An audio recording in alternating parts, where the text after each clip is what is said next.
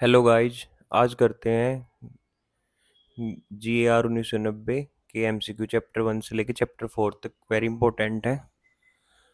चलो शुरू करते हैं। In exercise of the powers conferred by article dash of the constitution, the president on the advice of the CAG hereby makes the following basic rules relating to the form of accounts of the union and states। तो form of accounts के लिए जो CAG के advice पे president rule बनाता है वे कौन से आर्टिकल के अंडर आते हैं? वो आते हैं article 150। Next, these rules may be called the Government Accounting Rule 1990 and will come into force with effect from। इन रूलों को गवर्नमेंट अकाउंटिंग रूल 1990 बोला जाता है। और ये कब से इफेक्ट में आए थे? ये आए थे 1 अप्रैल 1990 से। ये देखो, जैसे ऑप्शन है ना, ये ऐसे 1 अप्रैल 1991 मिलते जुलते से हैं, कंफ्यूज नहीं होना आपको। Consolidated fund means the consolidated fund of India or of a state referred to in clause 1 of article blank of the constitution। तो consolidated fund है जो, वो कौन से आर्टिकल में आता है? वो आता है आर्टिकल 266 क्लोज 1। और जो यूटी का होता है, यूटी का आता है सेक्शन 47 में, और 1963 इसका ईयर आएगा। ठीक है। Contingency fund means the contingency fund of India or of a state referred to in clause 1 of article blank of the constitution। तो contingency fund कहाँ पे आता है इंडिया और स्टेट का? आर्टिकल 267। और यूटी का आएगा सेक्शन 48 और ईयर रहेगा same 1963। Public account means the public account of India or the public account of a state referred to in clause 2 of article blank of the constitution। तो public account किस में आएगा? Article 266 में। ठीक है। Every year from the accounts compiled by the authorities authorized to maintain to accounts of central government, state governments and union territory governments, accounts showing under the respective heads the annual receipts and disbursements for the purpose of union of each state and of each union territory having a legislative assembly, including appropriation accounts, are to be prepared and got certified by।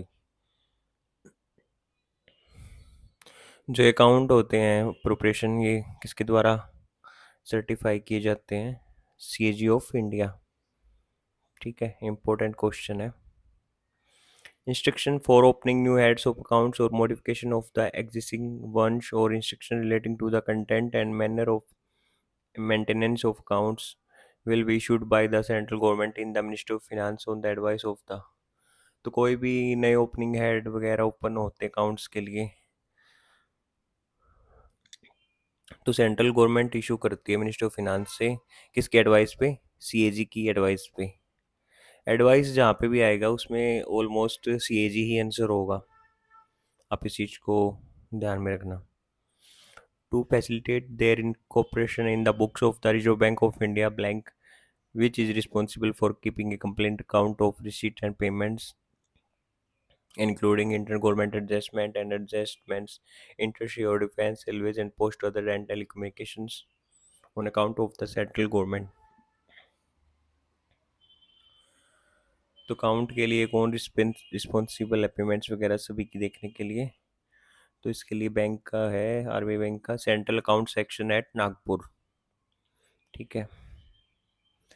A statement of the closing balance of the central government shall be sent each month by the central account section of the Reserve Bank to the। तो जो ये central account section है जो bank का, RBI का, तो एक closing balance की स्टेटमेंट भेजता है। ये किसको भेजता है? ये कंट्रोलर जनरल ऑफ अकाउंट्स को हर महीने। ठीक है। The treasury rules of each state government issued under article 283 of the constitution.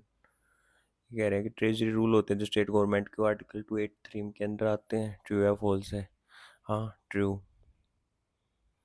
Annual accounts of the Government of India as a whole, including transaction of Department of Posts, Telecommunication, Defence, Railways, Union Territory Administrative and transaction under Public Account of India, Account of Union Territory Government with the Legislature showing under the respective heads the annual receipts and disbursement for the purpose of the Union shall be prepared by the।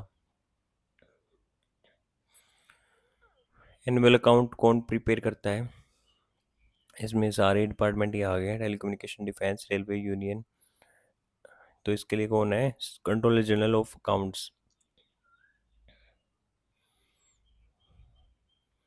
The certified annual accounts and the reports relating to the accounts shall be submitted by the CAG to the President in accordance with the provisions of Section blank of the CAG's Duties, Power, Condition of Service Act 1971 and Clause 1 of Article 151 of the Constitution of India।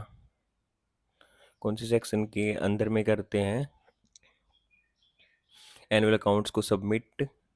ये आएगा section 11 DPC act. DPC act के लिए मैंने एक separate video भी बना रखा है, अगर आपने पूरा अच्छे से पढ़ना हो ना तो उसमें इंपॉर्टेंट पॉइंट ये देख सकते हो। The form in which any proforma accounts are prepared in accounts officers will be determined by the government concerned on the advice of the. जो प्रोफोमा अकाउंट्स प्रिपेयर किए जाते हैं उन गवर्नमेंट निर्धारित करती है, किसकी एडवाइस पे? सीएजी की एडवाइस पे, ठीक है। Under which major heads does the contingency fund fall? Contingency fund कौन से मेजर हेड के अंडर में आता है? 8000, इसका सिंगल हेड है यही। Under which major head does the public debt loans and advances fail? Public debt and loan advances आएगा थर्ड 6001 से लेके 7999, ठीक है, इसमें आएगा ये। The sectors, major heads, minor heads, sub-heads and detail heads together constitute a arrangement of the classification structure for government accounts। तो जो ये मेजर हेड, माइनर हेड सब मिलके जो हेड्स होते हैं, सब हेड, डिटेल हेड्स, एक स्ट्रक्चर बनाते हैं, ठीक है। तो वो कितने टायर का होता है 5 टायर का। ये क्वेश्चन आता है और इसमें लोगों को कन्फ्यूजन होता है 5 वो करें या 6 करें, इसका 5 आंसर होता है, ठीक है। The allocation between capital and revenue expenditure on a capital scheme for which separate capital and revenue accounts are to be kept shall be determined in accordance with such general or special orders as may be prescribed by the President on the advice of the। तो कह रहे हैं जो capital revenue expenditure scheme के लिए होते हैं ये कहाँ पे फॉल होंगे? इसको निर्धारित करेगा प्रेसिडेंट या फिर कोई जनरल स्पेशल ऑर्डर हो, और किसके एडवाइस पे करेगा? सीएजी ऑफ इंडिया के एडवाइस पे करेगा, ठीक है। Net gain or loss by exchange in respect of government transaction in foreign currencies shall be uniformly adjusted under the head 0075/2075। तो कह रहे हैं जो नेट गेन और लॉस के लिए जो हेड होता है जिसके अंदर वो करेंसीज वगैरह एडजस्ट होती, कौन सा किस हेड? तो ये है 0075। और ये किसके लिए होता है? ये होता है miscellaneous general services gain loss by exchange, इसके अंडर आता है, ठीक है। The forest department shall charge any other department for vegetable, animal or mineral products excreted from a forest area, false or true? तो कह रहे हैं जो फॉरेस्ट डिपार्टमेंट है कोई भी वेजिटेबल, एनिमल और मिनरल प्रोडक्ट्स उसके एरिया से अगर लिए जाएंगे तो उसके लिए वो चार्ज करेगा अदर डिपार्टमेंट पे, ठीक है। गलत बताना है, हाँ ट्रू करेगा चार्ज। सर्विस डिपार्टमेंट्स होते हैं, पब्लिक वर्क्स का भी होता है, वो भी चार्ज करता है निर्माण करने के लिए। जेल से जो लेबर आते हैं वो भी चार्ज करता है। एक बार आप पढ़ लेना, इनमें से क्वेश्चन आ जाते हैं काफ़ी। The defence services also shall not be required to pay for the use of the government civil accommodation and और the other incidental services rendered by the Civil Aviation Department to Indian Air Force planes, nor shall the Civil Aviation Department be charged as a reciprocal arrangement for the use of aerodromes of the Indian Air Force by the civil aircrafts falls true। तो कह रहे हैं defence services वाले हैं जो, उनको कुछ भी चार्ज या पे करने की ज़रूरत नहीं, किसके लिए? एयरोड्रोम्स के लिए या फिर कोई भी एयरफोर्स का जो प्लेन यूज किया इंडियन एयरफोर्स के, ठीक है। ट्रू और फॉल्स बताना है, हाँ उनको चार्ज नहीं करना पड़ता, पे नहीं करना पड़ता, हाँ ठीक है ट्रू। थैंक यू गाइस, मिलते हैं नेक्स्ट वीडियो में, तब तक के लिए बाय बाय।